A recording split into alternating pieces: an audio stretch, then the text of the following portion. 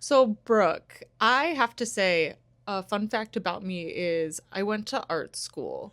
You And did. yes, I majored in guitar at the time. And Do this you was, still play? I do.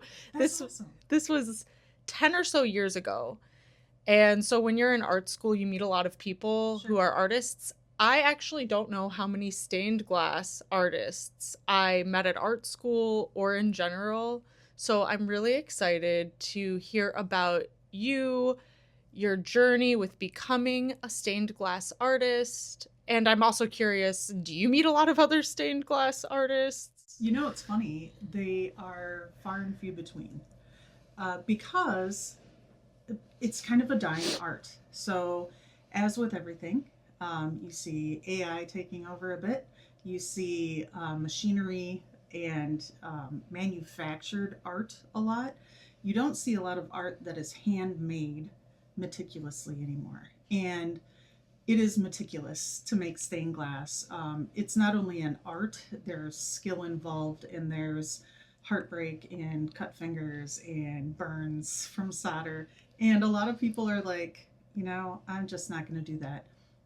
You can do it safely. It's not like I'm bleeding for my art every day or anything like that. But stained glass is actually experiencing a little bit of a renaissance right now.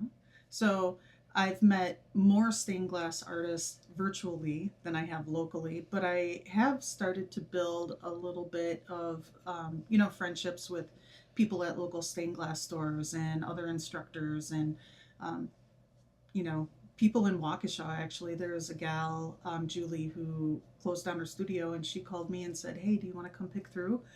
So cool. So yeah, yeah, I'm meeting some, but there aren't a lot out there. That's interesting. Do you think that is because of the startup materials that you need? Is it a higher barrier of entry compared to something like painting?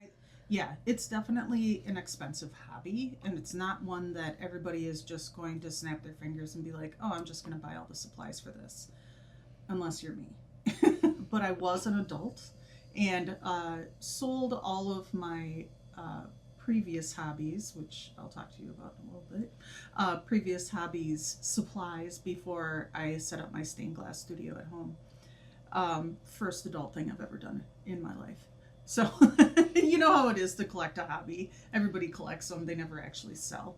The leftovers from a hobby. I was a lampwork glass artist. So, think blowtorch and glass rods. And you would melt the glass around a steel rod and make beads, small figurines, things like that.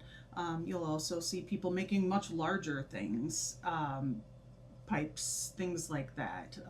But I made small stuff and I never had a really good setup. I was getting some pretty good color out of the glass that I was melting, but I would need a much larger setup if I wanted to move forward in that. So I ended up selling that portion of my glass art to a gal, I think it was in Arizona, who was just starting out and really excited to have it all.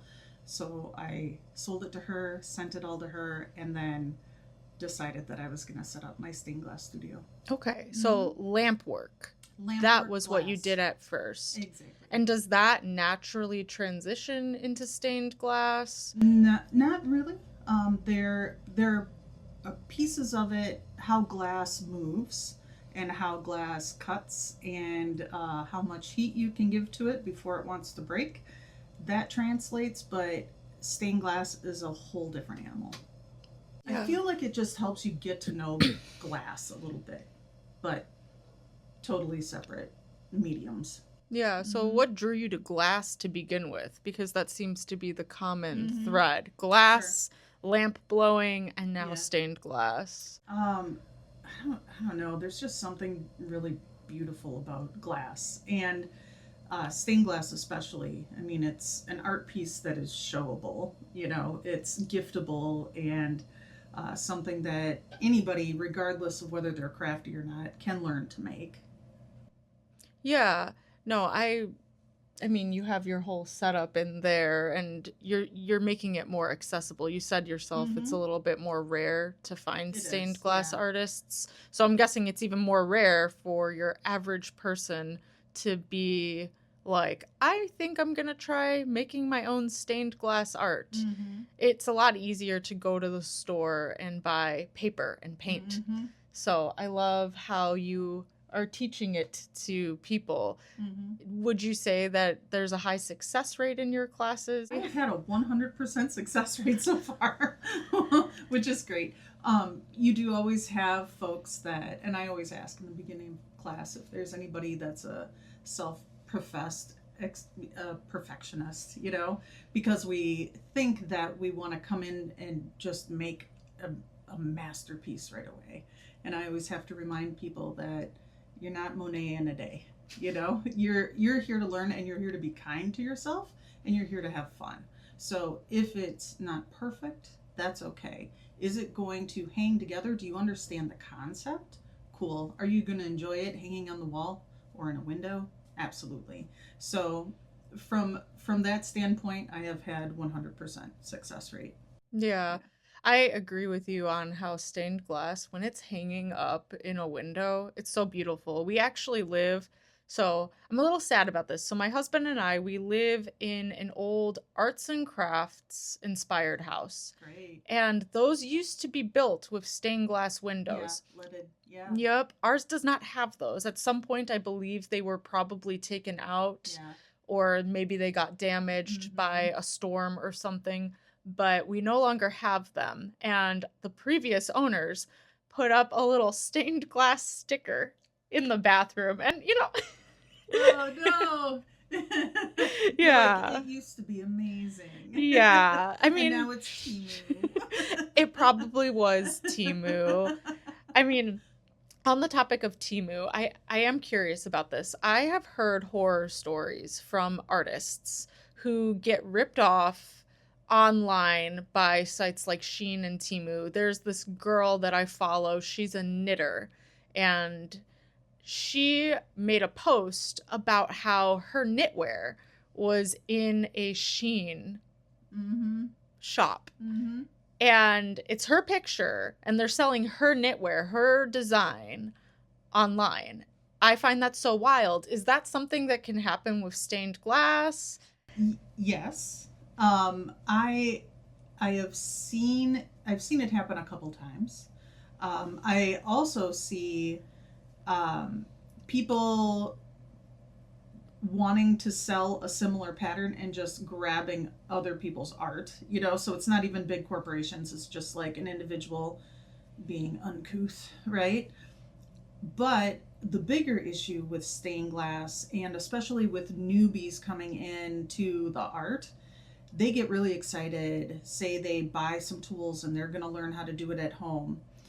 Then they go on a site like Etsy and they see the coolest pattern. They're really excited to make this pattern.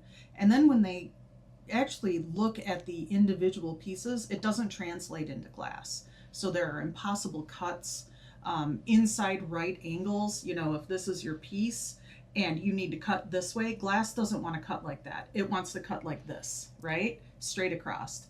So can you do this? Yeah, but not as a newbie. So people are generating AI art and then selling it as a stained glass pattern.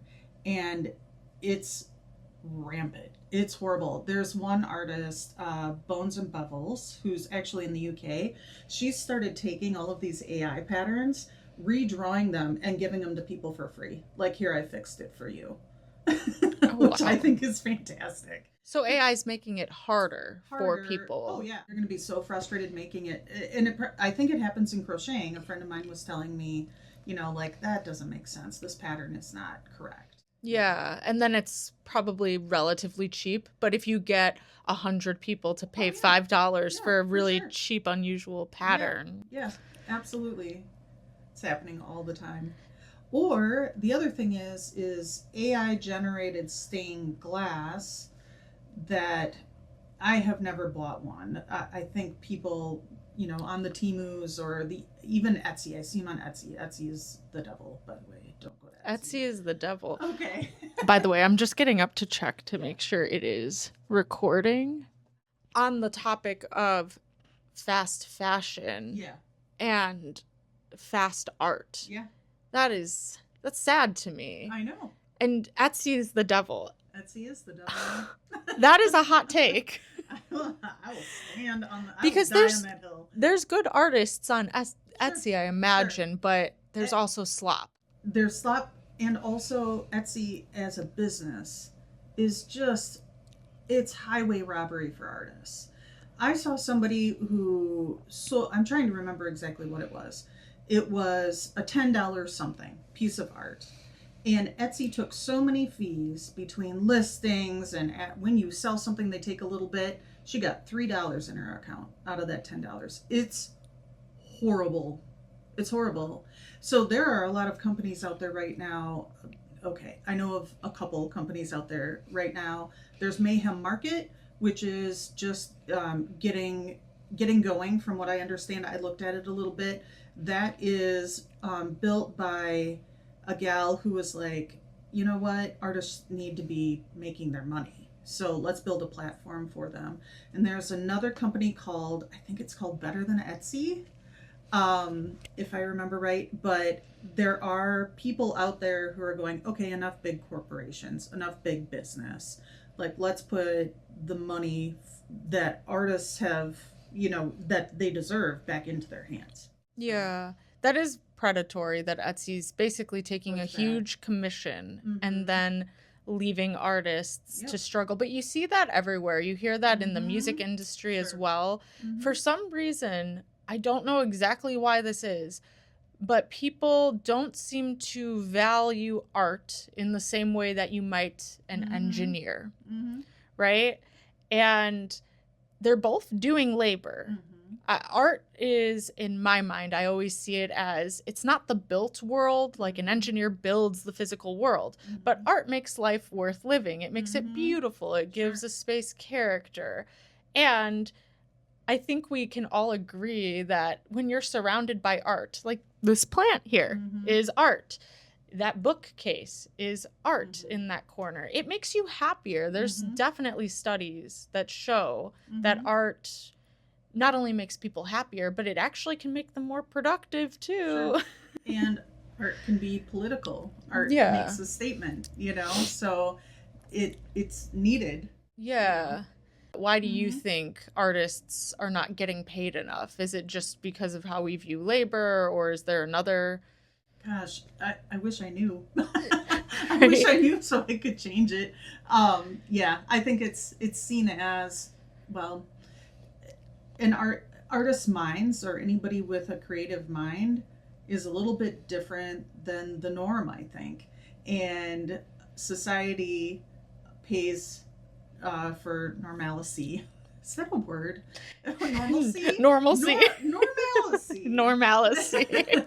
We're going to use that word from now on. Normalcy. But yeah, artist brain. I'll just make up words now. But so I think a lot of artists can be misunderstood, unless you're doing mainstream, really cutesy, easily consumed by the masses. It's not. Yeah, it's not anything a lot of people are going to pay for. There's so much, I think, stacking up right now against artists. You have the predatory sellers like Etsy and Shein. And then you have AI now in the mix. Yep. That is especially impacting, I feel like, people that are doing painting or any kind of photography, any kind of art form that appears as pixels on a screen, because ChatGPT can just access those and rearrange them and then create something quote unquote new, but it's really just ripping off a bunch of other artists online. And then I just think it's so hard these days to make a living as an artist. And that kind of gets into what you're doing right now. Is that kind of why you are trying to open up this space that we're sitting in, where people are coming in, learning stained glass? Tell me about your experience with actually trying to make it. Sure. Well, and there's a difference between instructing and giving experiential art classes and selling your art. So I have sold very little of my own stained glass, like maybe 5 pieces. And some of them I am happy to keep for the rest of my life. Some I'm like, yeah, it'd be great to sell this. But from the instructor side and having a maker space where people can come in and actually make something, that's much easier to sell than your own piece of art. In my experience, you're gonna have a thump on your camera now. But people are looking for things to do. People are looking for experiences. And being able to make a piece of stained glass is an experience that's kind of hard to come by in our area. There are maybe 3, places that I can think of within an hour. So it's not like your pottery studios or your paint your pottery studios and things like that, or paint and sips that are a little bit more prevalent. Stained glass is very much more niche, and it's sought out right now, which is great. So as a businesswoman, it makes sense. As an artist, I'm not working on my art quite as much. I'm helping other people learn how to do art. Are you hoping to develop more of a balance between the two in the future where you're Yeah. teaching people but also Yes. creating? Yes, absolutely. And I mean, part of that is because the studio space is so new, I'm really putting a lot of my energy into making sure that that's set before I take a day for myself to go do my own art. And I work a day job. So, Where do you work? Brett Smith. Shout out Brett Smith. Brett? Oh, I love Brett Brett Smith. is great. And I love working for them. And gosh, it would be hard to leave. If I got really super popular, it would be hard, but gosh, it would be fun to be a full-time artist too. Yeah. Well, I mean, when you're at Bread Smith, are you also working with your hands, making the bread, kneading dough, No, or I am on the marketing side. Oh, So, very cool. Yeah, so I get to help all of our franchisees with marketing and online ordering and all of that to push sales. So that's one thing that really helps me in my stained glass business is I have that marketing background, and I have done some web design and creating graphics and things like that. So I have that backing. What I really need is an accountant. That's that part of my brain doesn't work as well. That is so interesting. Well, I'm also the same way as you. I actually also come from a communications background Mhm. because what happened was I started off at art school, Mhm. Columbia College, Chicago. Yeah. I went there for a year, and then I don't know. I'm kind of happy I did this because my life turned out in such a way where I don't think I'd be where I am today if I hadn't made the decision to leave art school. But I was like, I need to actually make money in life. Mhm. So I'm going to go to DePaul and major in communications and media, which Sure. is similar to marketing. I had a lot of public relations marketing Mhm. internships when I was an undergrad. But I also feel that desire to do something a little bit more creative and Mhm. artistic. Not that marketing and PR can't be creative and artistic. Sure. And if you're working for a good company like Mhm. Bread Smith, I'm sure that is a lot of fun. Like you sound happy with that. But Yeah. what has been your experience with trying to transition over to being an artist? Like, would you be happy if life continued this way, or Mhm. is the goal to just be an artist? Gosh, I'd be happy if everything continued how it is now. Would I? I just had this conversation with a group of friends. Is that as you get older, time is more precious than money a lot of times. I mean, and that's a luxury to be able to say that. Like if I decided I was going to be an artist full time, I have a very supportive, partner. I've already have a really good foundation here. It sounds very romantic to just be a full time artist, but I wouldn't be sad if I stayed at Bread Smith, and didn't do that.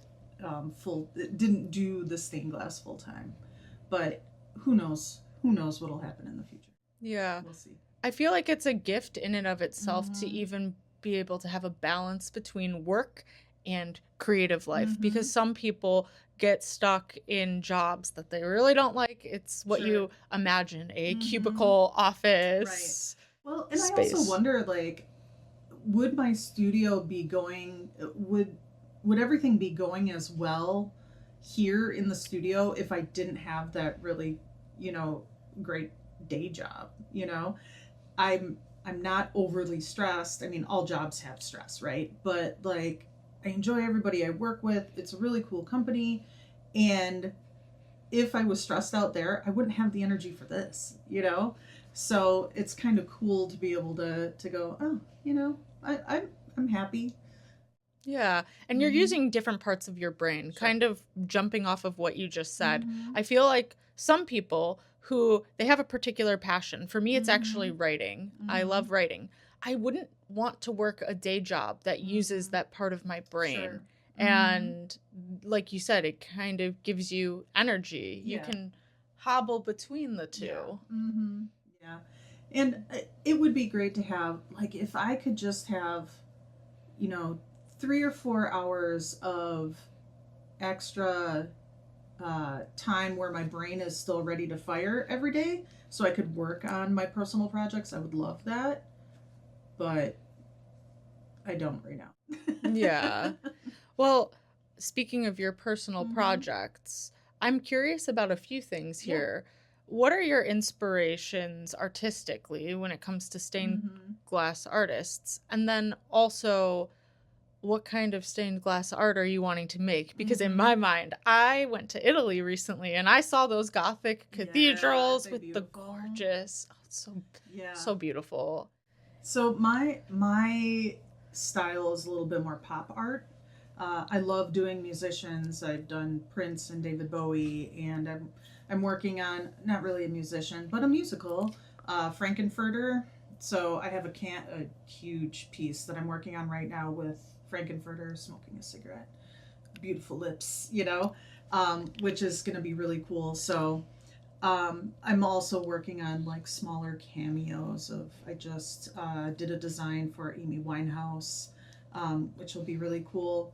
So I like that, and then the quirky things. Like I have a Bananasaurus hanging in the studio. Like, what's a Bananasaurus? I don't know. My brain just came up with it, so I made it. Um, but yeah, yeah. So pop art, little quirky, a lot of music influence. Yeah. No, Mm-hmm. I saw the David Bowie on your Mm-hmm. Instagram. He passed away in what was it, 2020? I remember my mom, she cried. I cried. Yeah, Yeah. I cried. My Yeah. daughter cried. Yeah, he's a fave. So the David Bowie piece is in my family now. It's in the will. I love that. Yeah. That's wonderful. Pop art is cool too. I Mm-hmm. love that you're taking stained glass and turning it into pop art Mm-hmm. because it's it's a little more fun and accessible to your Mm-hmm. average person who might not want to necessarily put in a whole ornate stained glass Mm-hmm. window or piece. It's just a fun little Sure. glitter of beauty. Mm-hmm. Exactly. I saw the hot dog one and I was like, "Oh, I like Yeah. that." Did you get the idea from like from other artists or did it just kind of come to No, you? that one I saw another artist do that one, and ironically enough, shout out to the Stained Glass Studio of Milwaukee. Right before I was posting that class to make the hot dog, they were also going to do a hot dog, and I was like, "Hey, friends, great minds think alike." They were on different days, so I didn't feel bad. But yeah, they. I've seen other artists do them. I've seen them where it's actually like way more in depth. It's a whole Chicago dog with peppers and stuff on it, which is really cool. I So, would love to see something mm-hmm. like that. I'm a Chicagoan Right? originally. Yeah. Oh, I yeah, you mentioned I that. mean, it's Yeah. a Chicago dog. I saw it. It's got the mustard, It's no got the ketchup. mustard, no ketchup. So, Yep. you're on the Mm-hmm. right track there. Yeah. I Yeah. need a poppy seed bun though. Ooh, that might be hard. Would that be hard I with could do it stained with paint. glass? I can. Oh. Yeah. So like my mustard on that is paint that you paint on. You let it dry for 24 hours, and then you bake it in the oven, and it like adheres to the glass. Oh, that's very Yeah. interesting. So Mm-hmm. it's not all stained glass. Sometimes you're adding It could paint be and vinyl, it could be paint. Yeah, there's I have an octopus out here, or a squid, and I painted on all of the suckers.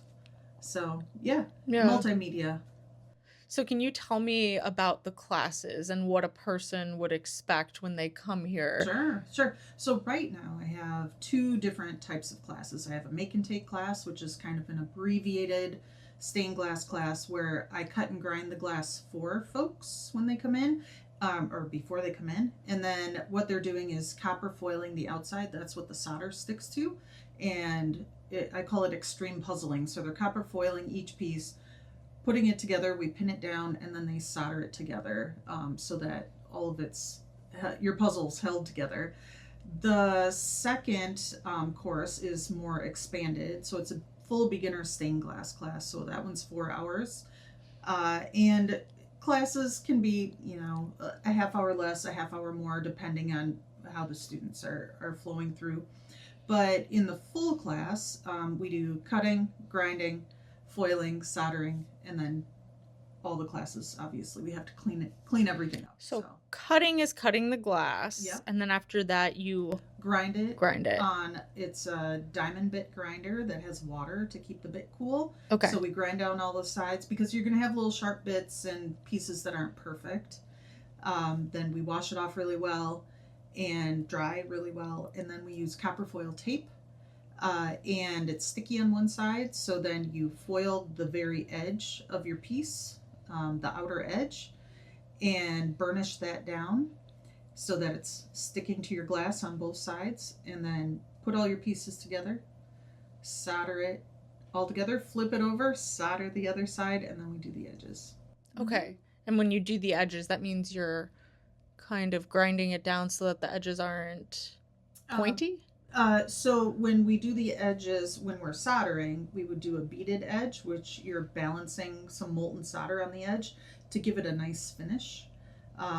But grinding is the step before you foil. So that's after you cut. There can be very sharp little bits. I probably have multiple cuts on my hands from grabbing glass today, but yeah, grind it down so that it's just nice and smooth. So when you're copper foiling, it's not tearing your foil or cutting your foil. Yeah. Mm-hmm.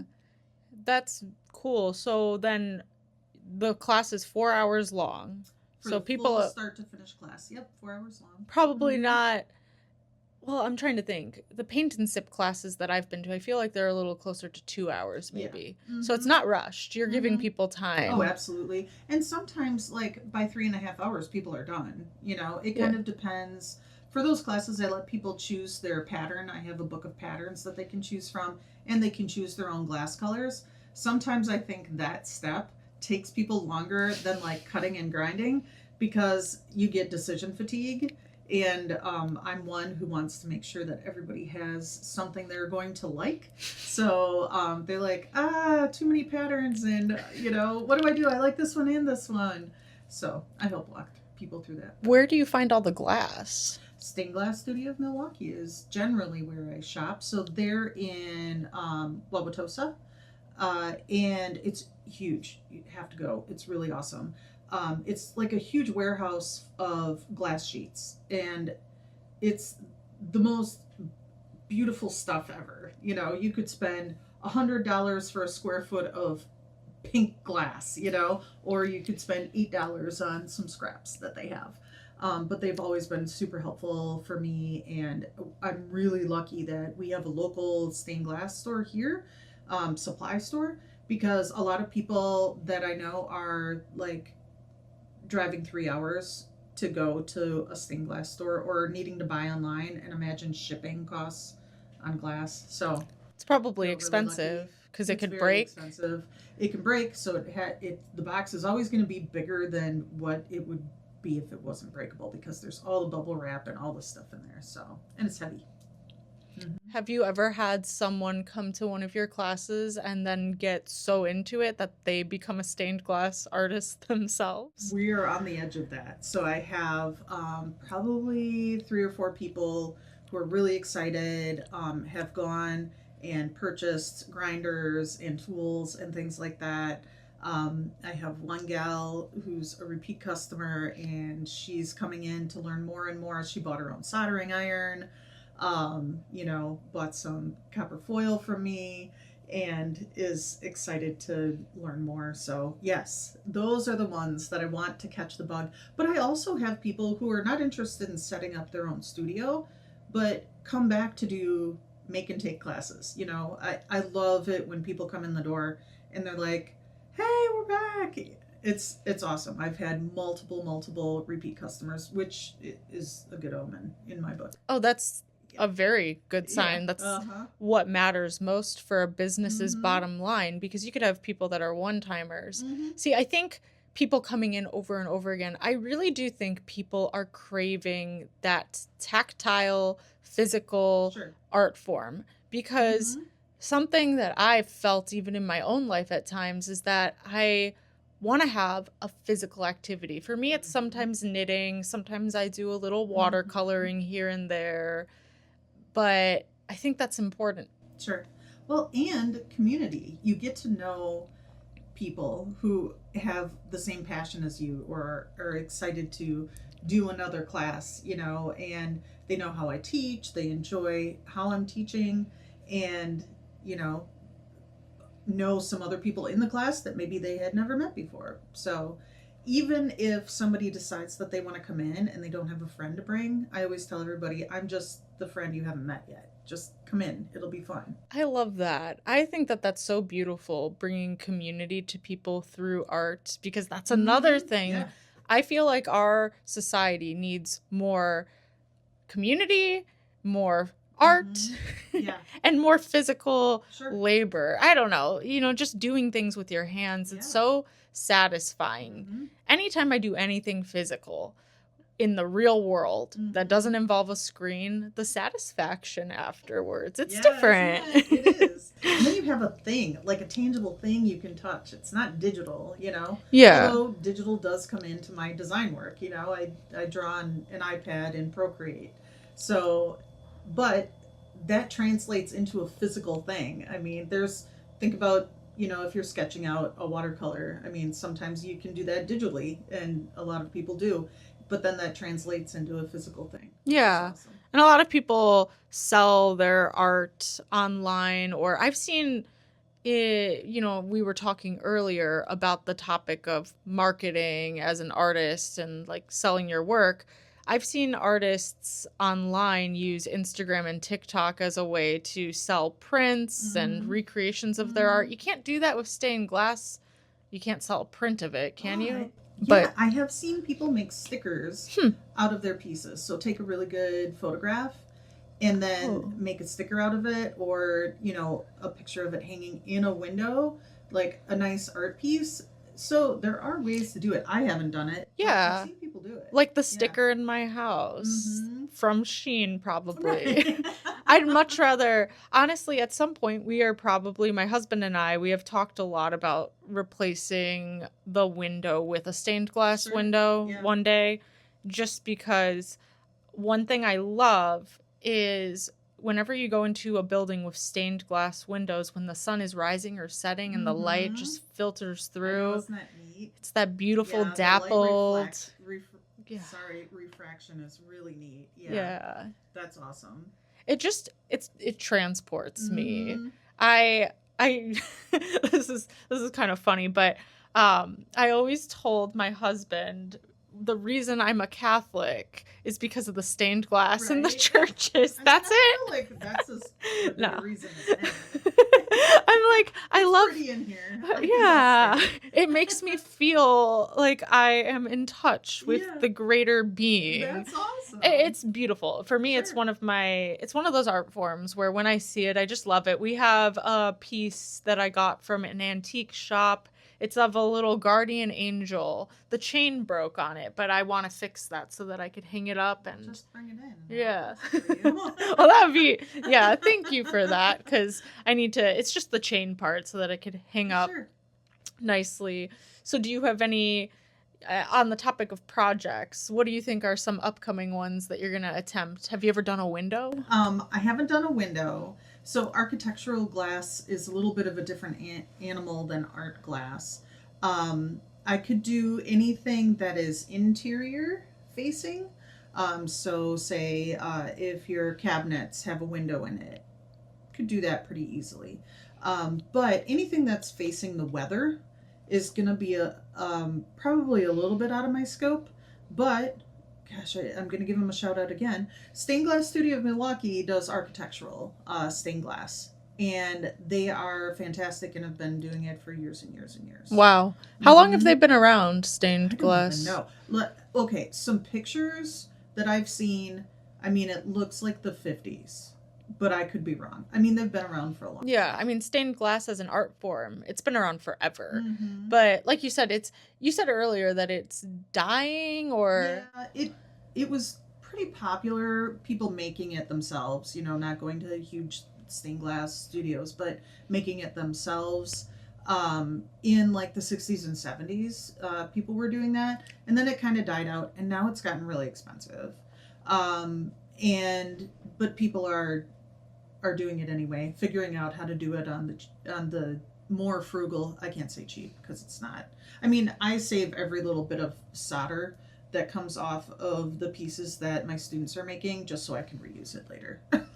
Yeah. I covet it. It is more expensive, and I mean, on the architectural side of it, a lot of old homes built in the 1920s and earlier had a lot of stained glass windows, but things were not as expensive back then. You could get beautiful homes, beautiful windows with stained glass for...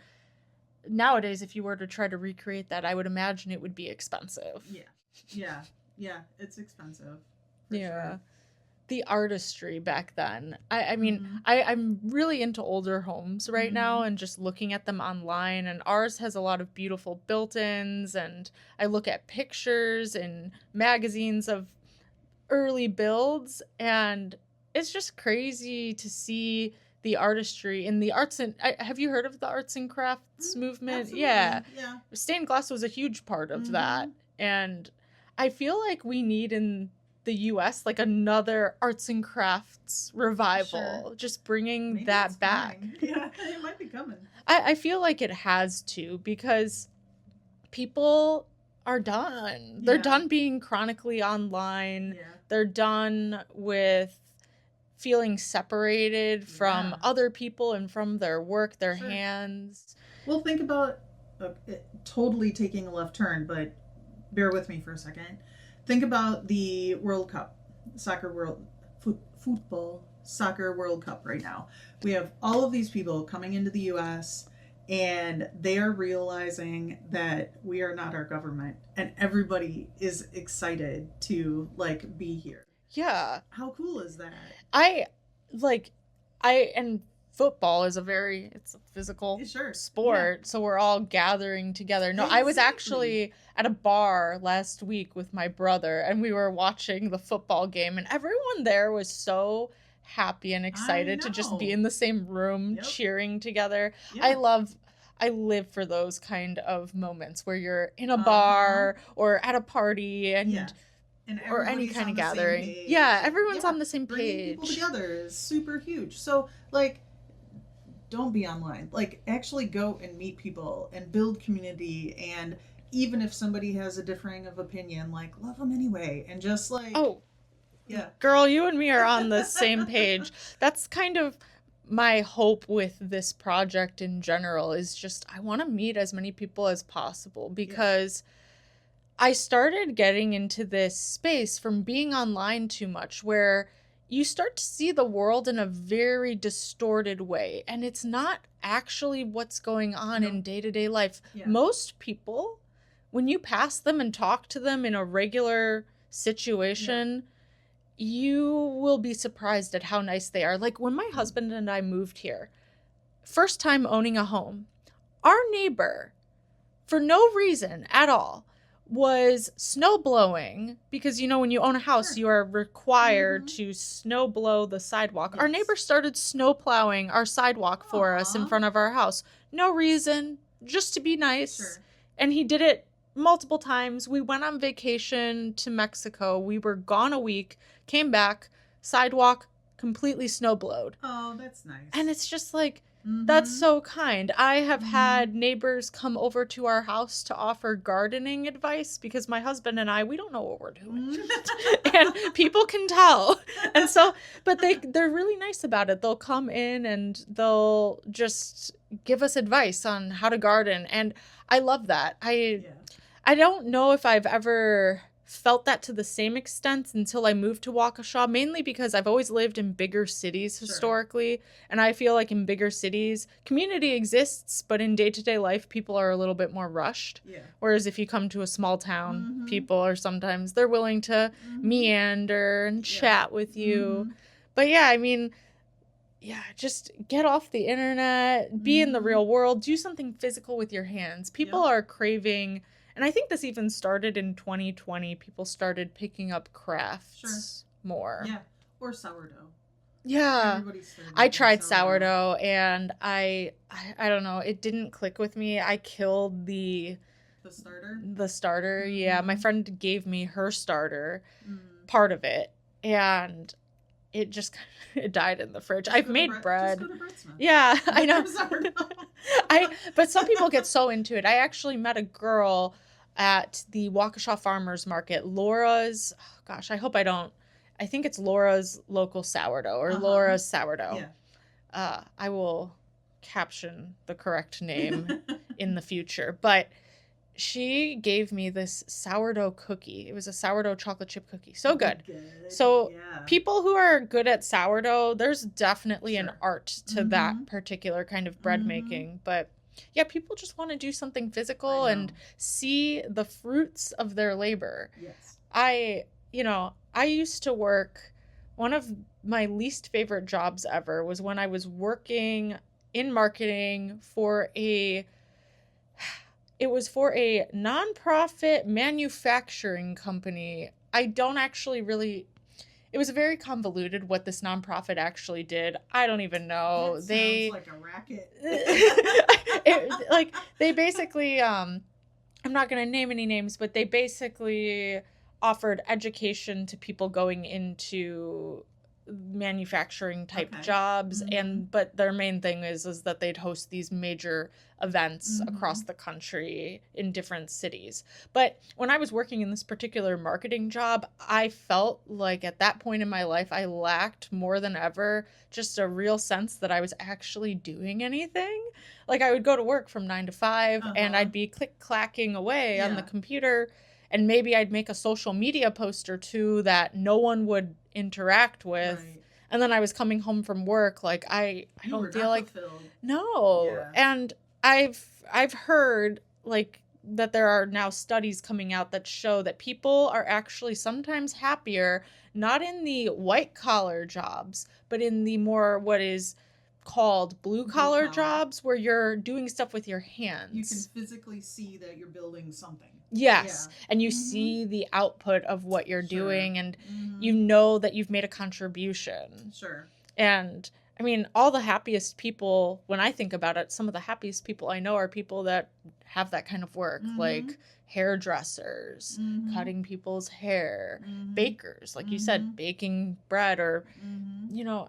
I don't know, there's something to be said for that. For sure. And so that's why I think we're definitely in for a I renaissance, hope so. a modern renaissance. That'd be so Yeah. cool. Bring back the stained glass. Another thing I want people to bring back is woodworking. Yeah. Like, can we have cute built-ins again in our Right? homes? I love a built-in. It's so nice. I can put glass in them. Yeah, you can put glass, you could put books. I have Mhm. these two. So our house, when you walk in, there's these two large colonnades Mhm. with bookcases built into them. Mhm. When I saw that on Zillow, I was like, That's it, I love it. I'm living in that house. Oh, you called dibs right away. I called dibs right away. We were actually the first people to see it. But I feel happier. Yeah. And it's because of my house, in many ways, it is a piece of art. To me, Yeah. it's a piece of art because, you know, I have the built-in colonnades in the dining room. We have the built-in dresser Yeah. that you could store little doodads Sure. in, and Mm-hmm. and Does it then have like a buffet on the top? yes, I know exactly what yeah, you're talking about. I lived and in a house that had that, and it had leaded glass in the doors. yeah, For the ours has leaded for glass the too. yeah. Yep, Mm-hmm. leaded glass. What is that exactly? I know what it looks like. So leaded glass is instead of doing the copper foil with the solder, leaded glass is a channel. It's a piece of lead channel that the glass fits in, and the lead channel is cut to the shape of the glass and then only soldered together at the joints. So it'll fit the glass like this. It'll go all the way around that piece of glass, and on the inside it's like an H shape, so the two pieces of glass would fit in that channel. And if this is the top of the piece and there's another connecting piece, you would solder just here. So you're not soldering the whole piece together. So what I do here is called Tiffany stained glass, a Tiffany style I stained know. glass. I forgot to Mm-hmm. mention I have a Tiffany stained glass lamp that I bought from an antique store. Really? I I love it. It's blue and it So, matches my walls. really, that's And I got awesome. a little deal on it because the particular antique store that I go to, I am a regular there, and So they like you. yeah, they See, like me, another benefit and they of have community. yeah. No, and Giving I out got a little folks. discount on it, but it's so gorgeous. Wow. If you haven't, look up, if you want to dive down a rabbit hole, look up the Glass Girls, the Tiffany Glass Girls. Okay. So Louis Comfort Tiffany did not hire, well, he only hired single women with no children. And they are the ones who did the majority of the design and the fabrication of the Tiffany lamps. Oh wow. I didn't know anything so about Mm-hmm. Tiffany. I assumed Mm-hmm. it was just a name, but you're saying it was a It was a guy. guy.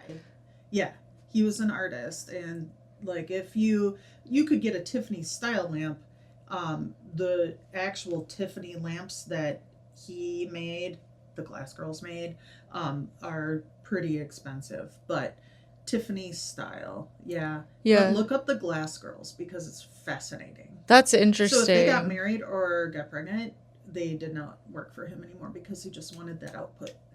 Oh, so he thought that because they were single and they didn't have Single, kids, he could he just didn't want work them paying them. attention to children or husbands. He wanted them producing. Yeah, that sounds familiar sometimes. Yeah. And we could talk about Frank Lloyd Wright too. I've heard. Yep. I His wife went did a lot down of his work. I actually went down a rabbit hole with him the other day, and Mhm. actually, fun fact, a lot of his designs are not really livable.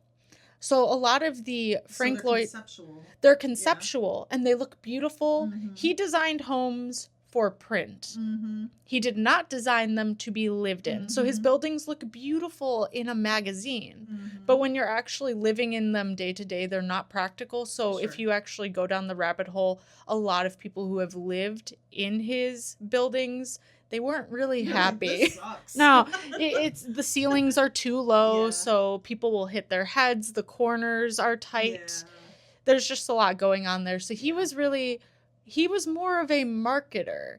You know, he understood how to create a space that looks good in a photo. Mm-hmm. And I feel like you're seeing a lot of that Mm-hmm. kind of art today Sure. where, you know, it looks good online, but Well, let's you know, look at clothing. yeah. You know? Yeah. No, I actually I've had a few cases where back in the day I would order styles that were a little bit more whimsical off Yeah. of the internet Yeah. and let's say Amazon, and they arrive and they look so cheesy. Yeah.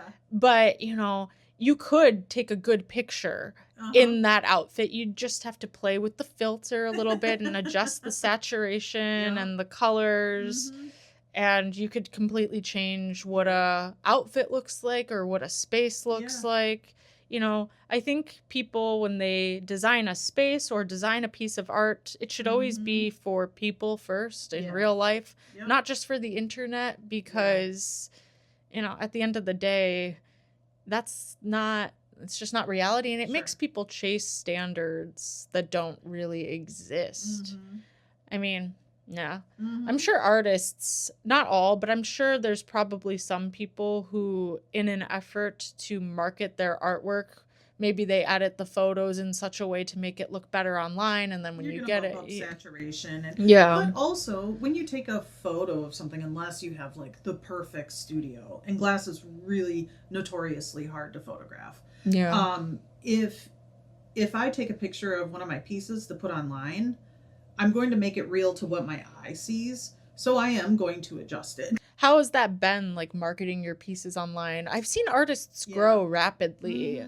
Don't do a lot of it, honestly. Yeah. Like, I have a few pieces up on my website, and on my social media, a lot of times I'm showing what we're making in class, or I'll give tidbits. Like, if there are artists out there that are just trying to figure it out, I want to be able to give them tips so that they're not wasting money Yeah. on like, I use a specific soldering iron for a reason.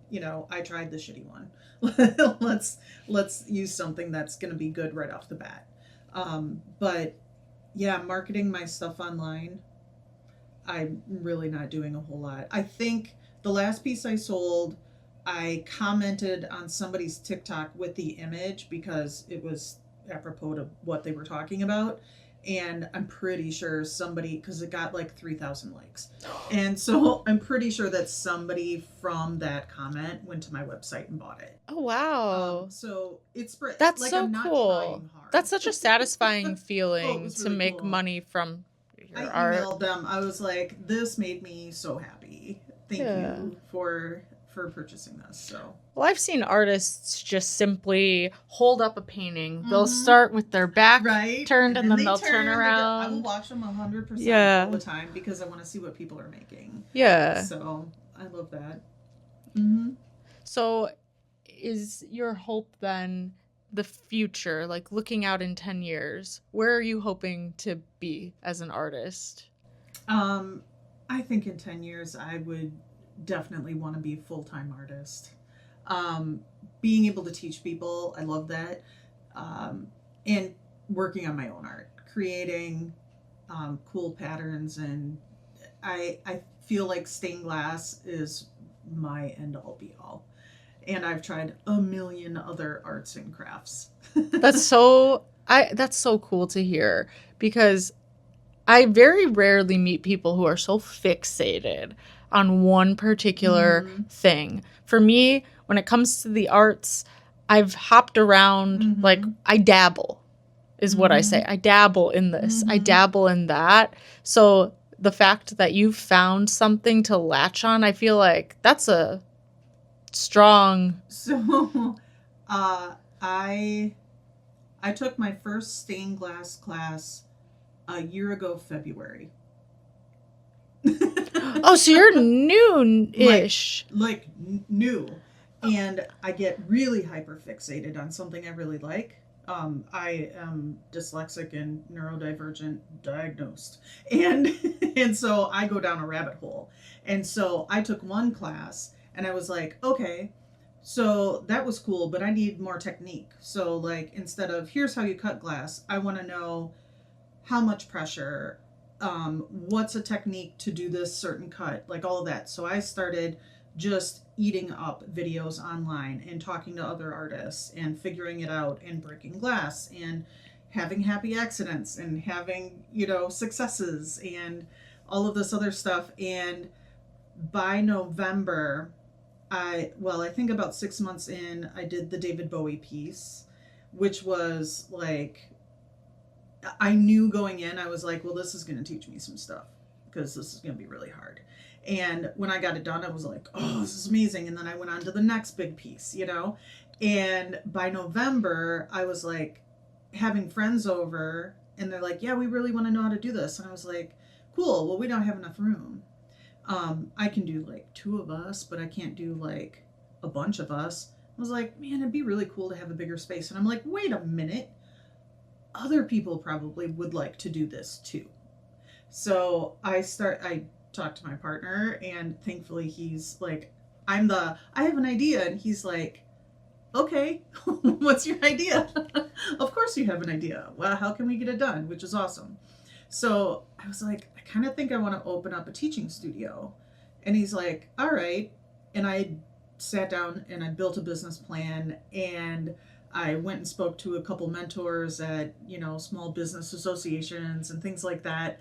And my goal was to be open by this September, like 2026, out there, September, right? And I started looking at spaces, and I was like, no, I think I'm ready to do this now. And we saw this space, and I was like, I think that's the space. So we had another conversation of like, do I actually like send in the application to lease this place or not? And I was like, I could just fill it out and not send it. Like, let's just fill it out.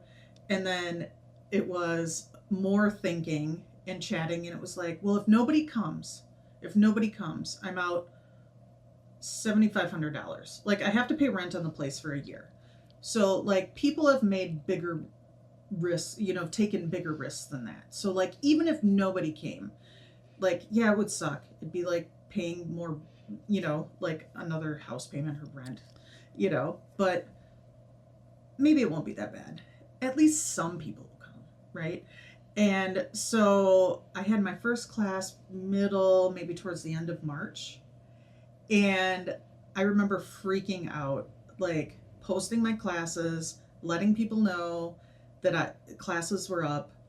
And within 10 minutes, I got my first 2 sales. And I was like, what? So that made me feel better. And then like March was good. April, sold out. May, sold out. I'm sold out until the middle of July now. And I'm not purposely not putting up more classes until I can think of something really cool that I want to do. Like in July, everybody's traveling, doing the vacation thing. So I'm not like really pushing classes in July, but like they're selling out like mad. It's fantastic. And I feel so humbled and blessed that happened, because it was kind of a whim. That is such an inspiring and wild turnaround. A year ago, I guess you had that experience working with glass before, Sure. but to not only learn a new art form, but to be in a place where you're teaching that to other people within a year, I think that just shows what can happen when you take a risk and really put yourself in a position to fully dedicate yourself to just going forward, because I'm sure there was doubts and fears and anxieties. Oh, for sure. Like I would be in bed at night like, am I insane? Like, am I crazy? I have one friend in particular, she's like, I can't believe you did that. She's like, I'm so risk adverse that I would just never be able to do that. Yeah. And I think like all the experiences you have in life prepare you for what you're going to do next. So like my marketing background, I built my own website. There was very low, aside from tools and things like that I needed to buy, like I knew how to do a lot of that stuff that really does suck a lot of startup money from people. And also I trained and rode horses for many, many years and gave riding lessons. And I learned how to translate what I was doing when I would ride my own horse into what you need to do. And a lot of times we take that for granted. Like, it's like, well, you just do this thing. It's like, okay, but how do you do that thing? So when I'm teaching stained glass classes, what analogies can I use? So if we're soldering, when I'm first teaching people how to solder, I say, okay, you're going to slice through your solder and you're going to put a marching ant on the line of, so like I make it so that people go, oh yeah, I get what she's saying. And there are different types of learner. I've learned this. I've had to learn how to learn myself because I'm dyslexic. So some people are visual, some people need to hear it, some people need to, read it. So I try and give like the best teaching, I try to teach in a way that people understand the best and how they can, comprehend. Some people are like, nope, just tell me how to do it and I'll get it done. Cool. Awesome. I have to do it. I have to Yeah. see it and then do it. Yeah. So, mm-hmm. I mean, it sounds like what you said, all the skills that you Mm-hmm. had acquired during your Yeah. youth, they all kind of came back together. I mean, that is inspiring for really anyone listening who has a project in their head that maybe they're procrastinating on. They don't necessarily feel ready to tackle it, but when you decide to dedicate yourself to something, Mm-hmm. all your previous skills and Mm-hmm. the things that you've learned, they will come back into play. Oh, for sure. I mean, for me personally, I kind of relate to that, where I actually turned 30 in March. Mm-hmm. And for me, that was a big wake up call that I needed to do something a little bit more creative with my life. And about a month ago, I decided, all right, I'm going to real estate school. I'm starting a podcast. I'm going to start a creative platform online. Good. And I felt kind of, I don't want to say like manic, but I was up and running for like a week, just planning everything out, and I was just going crazy. I like for that feeling. It's so fun. I know, where you're just like, probably not healthy because then you forget to eat. Like you're not really sleeping, and then you're hyper fixated. It's so fun. No, that's exactly what was happening to me. I was just so fixated on what it is that I wanted to do. I was like, I'm going to interview people. I'm going to talk to people. I'm going to meet people. I'm going to create this podcast. Yeah. And my mind was just going 100 miles a minute or whatever. And my husband, he's an engineer.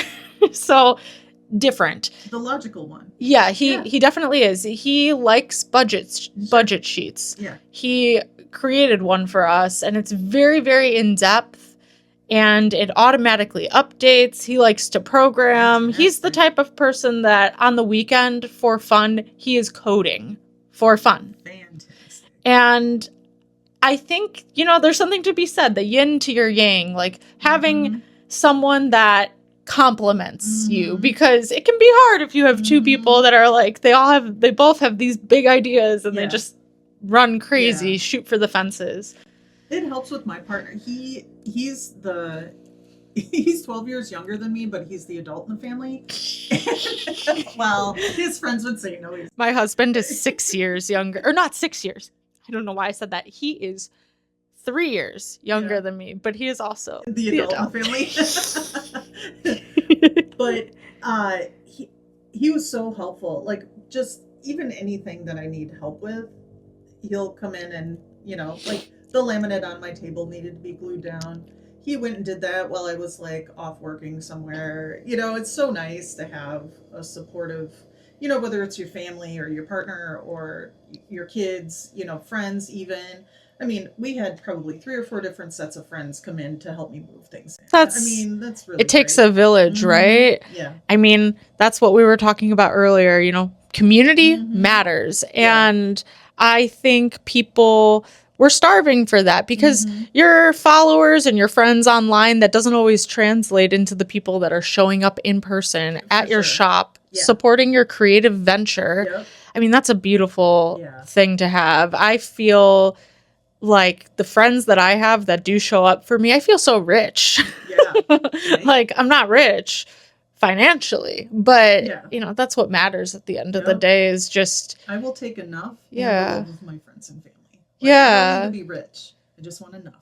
Yeah. No, I saw a post online, speaking of the internet, but I saw this post online, and it's like, I want to be rich. And it has this montage of expensive hotels, wine, and vacations to Europe. And then it pauses and it says, not that kind of rich, though. The kind of rich where I can treat my friends to coffee and have people over for dinner and do things for free for other people. That's rich, being able to love on the people in your life. I posted a video where I was feeling rich and poor at the same time after buying some supplies for the studio. I was like, okay, I have this now. Look how rich I am that I have all this. It's cool that I could get it, but now I'm poor. Yeah. No, I mean, you got to invest in yourself, though, too, sometimes as an artist. You had to buy this space that we're sitting in, you have to buy the materials. And I do think it's worth it in the end to put in that investment. Yeah. What would you say to someone who, has a creative idea, could be anything? What would be your advice to them if they're at a point in life where they're like a little older, maybe not sure if they're gonna go through with it or not? Just think about it, but don't think about it too long, and then just do it. I mean, there's so many times where people either jump too soon and haven't thought it all the way through, or just never act, and they have a great idea that went to waste, And ask yourself, how are you going to feel if you don't? How are you going to feel if you don't act on it? Right? You're going to have what if I would have done that? It's a lot better to be 80 looking back on your life at a bunch of failed projects versus wondering, what if I would have done that? Yeah, what if, and you were at that point in your life where you're like, what if I don't open up a stained glass shop and start teaching stained glass? Thinking about it. Yeah. No, I mean, that's so cool. I want everyone to experience that feeling of just total dedication to a project. I think it would keep a lot of people busy. Maybe they'd fight less online and stop caring so much about what other people are doing, thinking, it gives you something to focus on. Yeah, for sure. And well, congratulations. Oh, thank you. That's inspiring for me, truly, as someone that is in my own way taking a risk right now. It's very inspiring and reassuring to hear from someone that just, you just shoot for the fences. You just do it. Right? Because it's like, what else are you going to do? We're all here for who knows how long. You don't know what's going to happen. There's a lot scarier things than potentially failing at a creative venture. What's failure, honestly? I mean, is it because you're worried that other people are going to see you as a failure? Well, that's just their ego being sad. Don't worry about that. It's lying to you. Who cares? I feel like fail grandly. Do it with aplomb. Just fall down and then get back up and dust yourself off and do it again. Right. There's just so much fun to be had out there that sitting at home being safe is just going to be boring.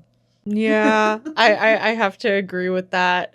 It's better to try than to never try at all because you never know. And I think that we all deep down inside, we have that thing in us, that drive to do something greater, to whether that's art or starting a business. I think a lot of people have that, but they're too afraid, especially of what other people think. And it's like, well, other people, people judge other people all the time. And that's none of my business. It's none of my business. All day long. But it's like what even, it doesn't mean anything. No, I mean, doesn't. If we're all honest, we all think through scenarios. We think about other people in our heads and the versions that we have of other people. They likely don't exist in the same way that we've conceptualized it. So it's like you're never going to be able to control other people's thoughts. Yep. You might as well just shoot for the fences and try because, and people's minds change. It doesn't matter. And if you are trying at whatever the thing is, it doesn't mean it's the last thing you're ever going to do. Yeah. Everything is fleeting. So, I might still be here in 10 years. Awesome. That's super cool. Or I might be onto something else, that's super awesome and I'm just as excited about.